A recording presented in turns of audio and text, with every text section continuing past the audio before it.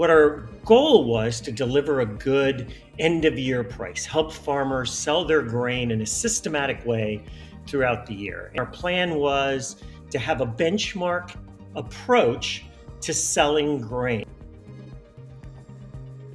which was basically a predetermined strategy of selling an increasing percentage of expected bushels each month end from January through October. So we had what we called the typical producer cash sale index. It was what we observed of farmers. They'd start out selling slowly at the beginning of the year, accelerate, and then as they got more confidence in their yields, they would sell more to the back end of the year. So we had a benchmark where we said, let's sell 5% at the end of every month from January through April, step it up to selling 10% in May and June, at the end of May and June, and then finish with 15% at the end of July through October.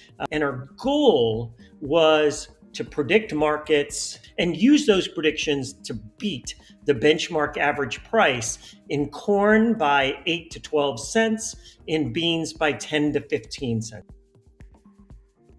We had developed a number of AI models, machine learning AI type models, where we fed lots and lots of data in, different data features that were relevant to corn and soybean markets. And we had the models output back to us probabilistic forecasts of where corn and soybean would go from that day all the way to the end of our program to November 1st.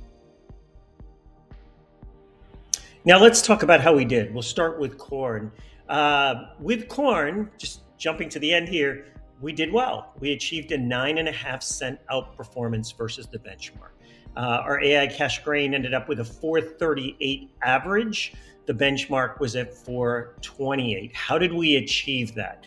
Well, if you take a look, here's what corn did, Deese corn did throughout the year. It really kind of fell out of bed right at the end of May.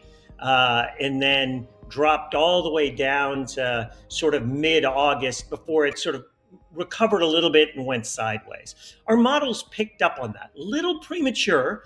Our model told us to get a little oversold at the beginning of May, and then it told us to get a lot oversold right at the end of May. Perfect timing there. We got 15% oversold on May 31st, just in time to catch the corn market fall out of bed.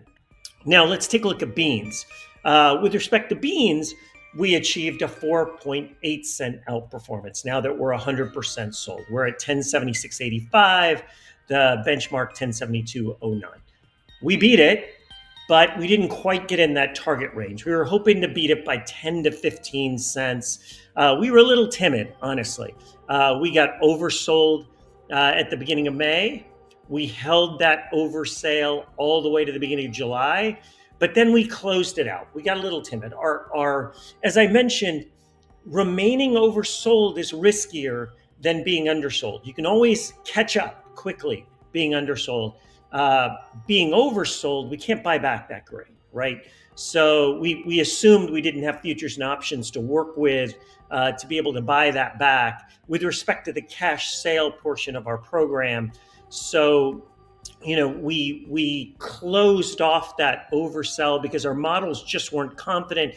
However, the models should have been confident because, or should have had more conviction because beans continued to sell off. But we didn't see that in the models, so we flattened that out. Now, this oversell allowed us to capture this drop. When we flattened, we missed this remaining drop.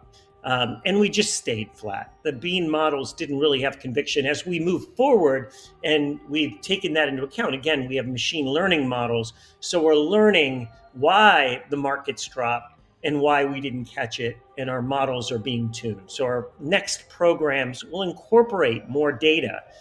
Every year we keep incorporating data. But we did achieve that 4.8 cent outperformance. So 1, it's great we outperformed.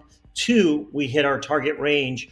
3, we did out without taking a lot of risk, which whole goal was to use data, probabilities, a benchmark, and a plan to get this outperformance at a minimum of risk.